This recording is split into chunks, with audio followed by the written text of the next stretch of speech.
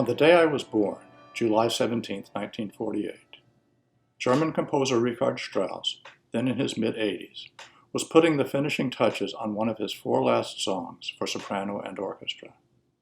What was to be published later as the final song of the set, Im Abendrot, or In the Twilight, had actually been completed 2 months earlier. Perhaps the most exquisitely beautiful of the composer's orchestral songs, Im Abendrot views the red glow of an evening sunset through the eyes of an aging couple as they approach the end of their lives together. Several years ago, I decided to follow through with a long-held plan to arrange this gorgeous music for the organ. Transcribing a complex orchestral score is a difficult, labor-intensive task, however, and the additional challenge of creating a keyboard arrangement of an orchestral song without the singer is even more daunting. The Aeolian organ in Duke Chapel is in many ways an ideal instrument for such a transcription.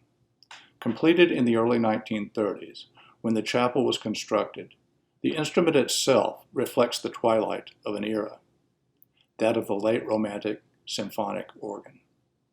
With its expressive capabilities for dynamic nuance and a vast array of registers consciously designed to emulate colorful orchestral sounds, including an orchestral flute, an English horn, and even a French horn, the Aeolian reveals its strongest suit.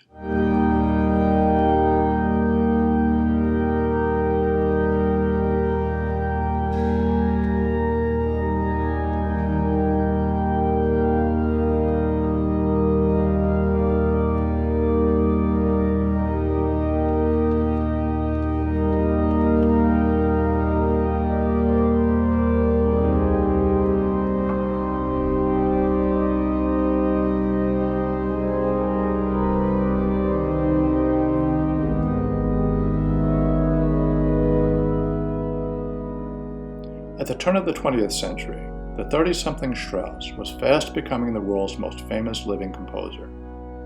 His tone poems of the 1890s and a series of remarkably successful operas during the next few years would bring him international renown. Decades later, as the composer was nearing the end of his life, and when late Romanticism was out of fashion, he returned to the orchestral song as his last musical testament. Thus, Im Abendrot looks back in time, and on more than one level. In fact, Strauss subtly alludes to the Transfiguration theme from his tone poem Death and Transfiguration, composed some 60 years earlier during the singer's final phrase, "Is this perhaps death?" And then, the soaring melodic theme emerges unmistakably from the lush orchestral texture. As you continue to watch this video, you will see in subtitles my own English translation of the song's text, a poem written by Joseph von Eichendorff.